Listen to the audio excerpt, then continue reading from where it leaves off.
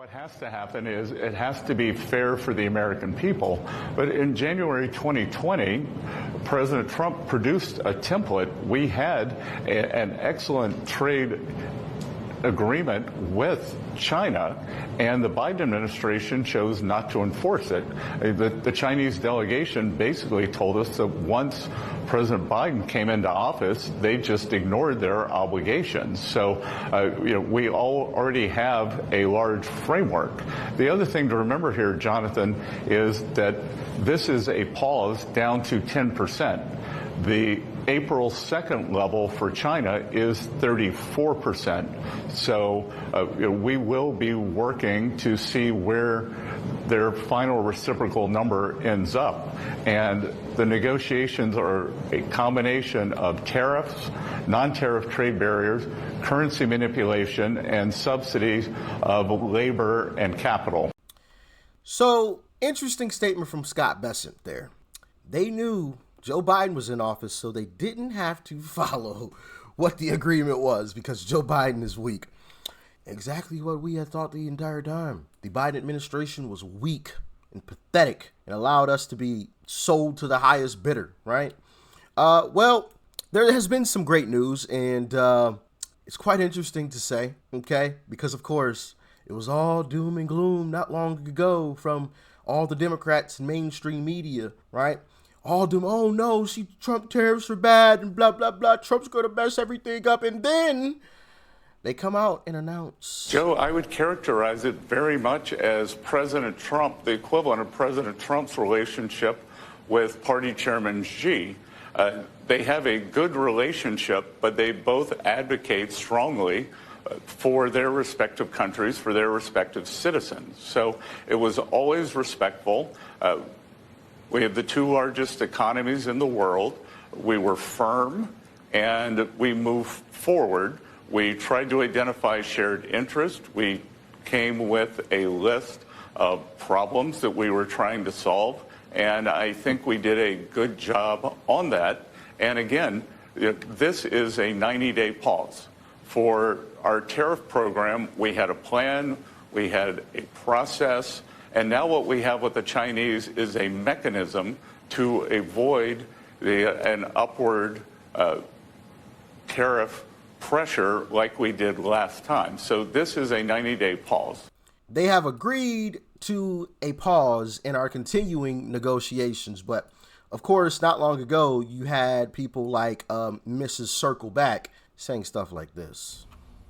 So it's been more than a month, if you can believe it, since Donald Trump announced his sweeping and pretty ridiculous tariffs. But Mr. Art of the Deal, as he calls himself, has not yet struck a single trade deal, not a single one, with any single country.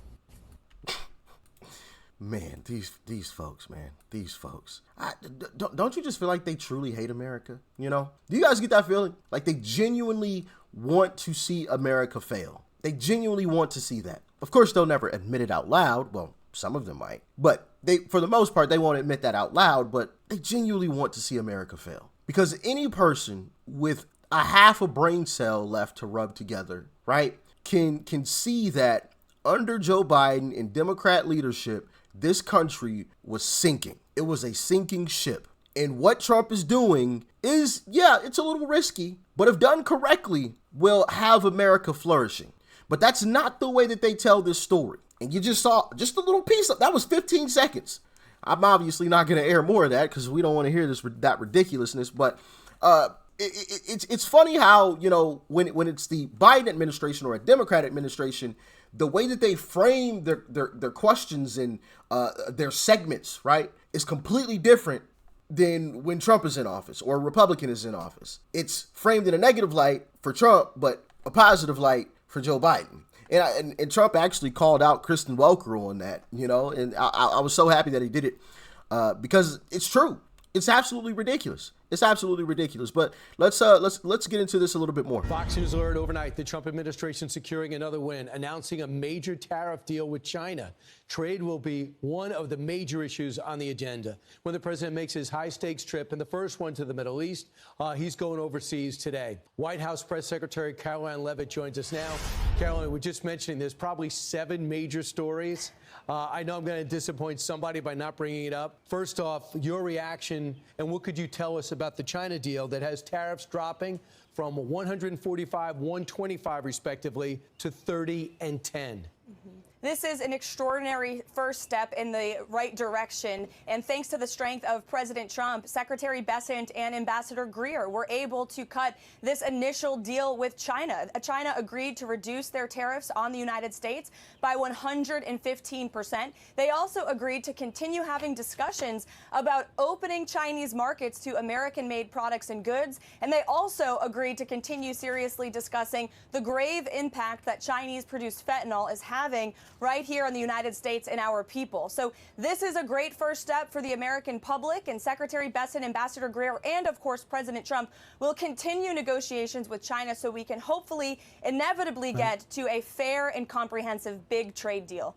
Do you know yet, Caroline, if they're going to unfreeze the rare earth and the magnets that we use for our technical equipment as well as our military equipment? I do understand that was part of the discussion, but I also know that the administration is working overtime 24/7 with a dedicated team to onshore that very critical supply chain here at home. We need to be producing those magnets, those rare earth minerals, and also look at pharmaceuticals, look at semiconductors. There are critical supply chains that we have been dependent on other countries for far too long. So while we continue to negotiate these good and fair trade deals, we will also continue to boost our domestic manufacturing here at home to strengthen our national security. All right, so we got the UK deal, the framework for a China deal. Is there another deal queued up, ready to go today before you leave? Well, look, we told you the next 100 days would consist of peace deals and trade deals, and that's exactly what we have seen. The president announced last week the big trade deal with the UK, as you mentioned. Now we have a first deal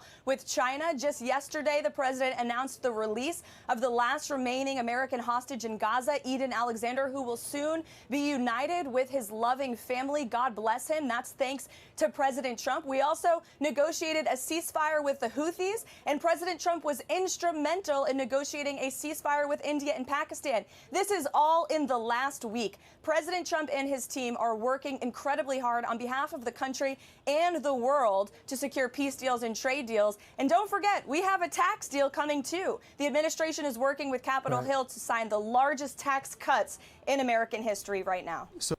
Sounds amazing to me, right?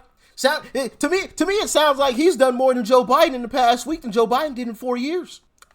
Am I tripping? Y'all let me know. You let me know. But of course, they all said that Trump could never do it. He was going to destroy everything. There's not going to be any deals. He doesn't have any deals yet. As a matter of fact, y'all remember they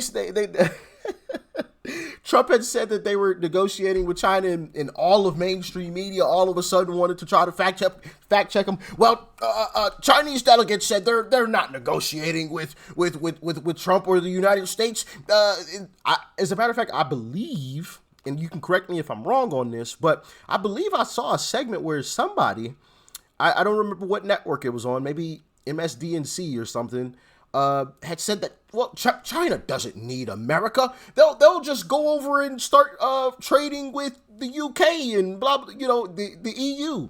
What? You don't want the American market? That's a load of crap. And whoever said that knew that was a load of crap. Everybody knows that's a load of crap. We literally have the biggest market. And if you want to be able to shop here and have your products here on American soil, it should be the same the other way. We should have our products on your soil as well. And as a matter of fact, pay us a little tax on top too.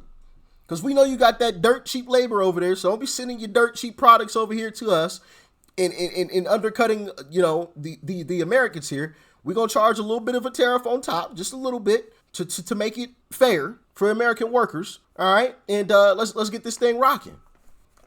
I think that sounds phenomenal. But if you listen to mainstream media, it's the worst thing ever. Oh my goodness. Oh my gosh. Why don't we just go back to getting ripped off according to mainstream media, right? It's ridiculous, man. It's ridiculous. So It's exactly what I voted for. Exactly what I voted for. How do you guys feel about it? Do you agree? Do you disagree? How you feeling? Talk to me. Stay safe out there. Peace and love. I'm out.